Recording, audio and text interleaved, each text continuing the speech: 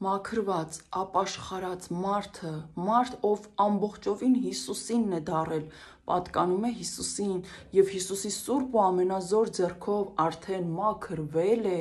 մաքուր է, ներված է, սրբված է եւ ընդունված է Աստծո կողմից, այդ մարդը նմանվում է մաքուր բաժակի, որ լցված է մաքրամաքուր ջրով։ Բյուրեղյա մաքրություն, բյուրեղյա բաժակ, թափանցիկ ու մաքրամաքուր ջուր։ Դա այն մարդն է, ում Տեր Հիսուս Քրիստոսը մաքրում է ամբողջովին ազատում է եւ մկրտում է Սուրբ Հոգով։ Դա այդ մարդն է, մաքրամաքուր, նոր ծնված։ Հոգով նորից է ծնվում մարդ, երբ Հիսուս Քրիստոսը ներում է նրա բոլոր մեղքերը, բոլոր սխալները, երբ Հիսուս Քրիստոսը նրա կյանքից հեռացնում է ու դեն է շպրտում, ամենահեռուն է շպրտում չարին, նա մի մաքրամաքուր, նոր ծնված հոգի է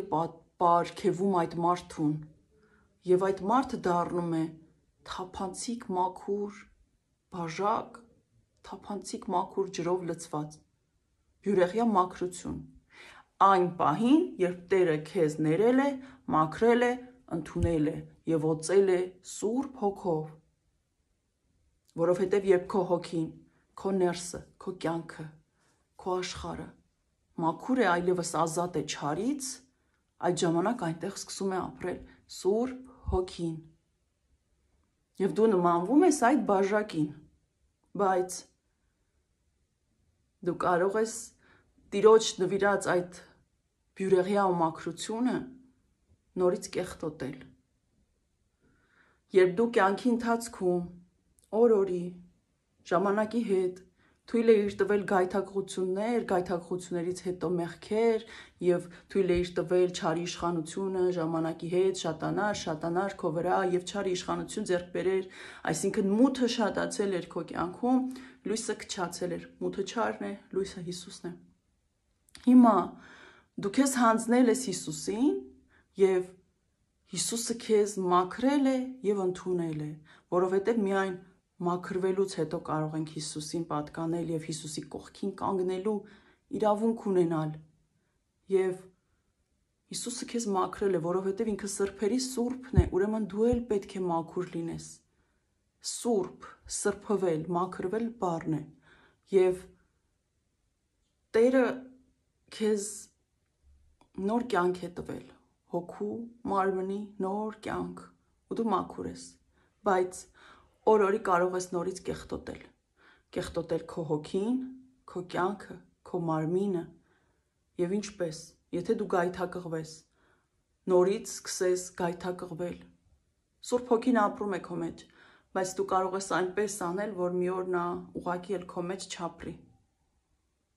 Օր-օրի նորից գայթակղություններ, գայթակղություններից հետո արդեն մեղքեր հայտնվեն այդ մաքրամաքուր մարմնի ու հոգու մեջ։ Դրա համար պետք է ամեն օր Տիրոջով ապրես, ամեն օր ապաշխարության մեջ լինես, ամեն օր Տիրոջով ապրես եւ ամեն օր խնդրես Տիրոջը, որ քեզ ցույց տա քո գիտակցված ու չգիտակցված այդ մեղքերը ամեն օրվա եւ ներում խնդրես զղջումով, որպեսզի մաքուր մնաս։ Եվ ինչի ենք մենք նմանվում, երբ մաքուր ենք, Տիրոջ ձեռքով մաքրվել ենք կատարյալ ձևով, դարել ենք այդ բյուրեղյա բաժակը եւ մեջը լցված բյուրեղյա մաքրության ջուրը, որը Սուրբ Հոգին է, իսկ բաժակը մենք։ Հիշում եք, եթե նկարիչ չեք նկարում, հաստատ փոքր ժամանակ գոնե զբաղվել եք ջրաներկով, նկարչությամբ, կամ միգուցե հիմա ձեր բալիկների հետ եք անում դա։ Հիշում եք, երբ մենք բաժակ էինք դնում ջրով լցված ու ջրաներկի համար վրձինը թաթախում էինք։ Ես հիշում եմ, որ ես միշտ նայում էի, երբ առաջին ներկոտ վրձինը մտցնում էի բաժակի մեջ։ Ջրի մեջ ներկի մի կաթիլ էր գնում, հետո տարածվում էր ու ջուրը թեթև պղտորվում էր։ Հետո հաջորդ կաթիլը, Հետո հաջորդ ամեն անգամ որ ներկը վերցնում էինք ու ջրաներկը նորից վրցինը նորից թաթախում էինք ջրի մեջ, որպեսզի նորից ներկ վերցնենք, ամեն կաթիլի հետ ջուրը ավելի էր պղտորվում, ավելի ու վերջում լրիվ պղտոր էր դառնում։ Հենց հիմա դա եկավ իմ մտքի մեջ, իմ աչքերի առաջ ու հասկացա, որ մենք էլ ենք այդպիսին։ Ուղղակի պատկերացմանս մեջ, չգիտեմ ինչու դա եկավ, դա հայտնվեց ու մենք նմանվում ենք հենց այդ բաժակին ու ջրին, երբ Աստված մեզ մաքրում է, բյուրեղյա մաքրություն է տալիս մեզ, երկրորդ ծնունդ հոգու, ի վերուստ, Տերը մեզ երկրորդ կյանք է տալիս հոգու, բայց մենք կարող ենք այդպես հատիկ-հատիկ, կաթիլ-կաթիլ վրցինը, այսինքն գայթակղությունները, սխալները նորից մտցնել այդ մաքուր ջրի մեջ, այդ մաքուր ջրով լցված բաժակի մեջ ու գնալով շատացնել ու մի օր էլ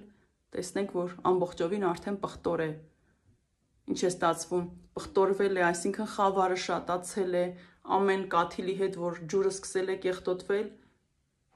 բյուրեղյա մաքրությունը կորել է, այսինքն լույսը կորել է, պատկերացրեք, քչացել է, խավարը մութը շատացել է ու վերջում տեսնում ես ջուրը արդեն ամբողջովին մուգ է, սև է, գորշ է։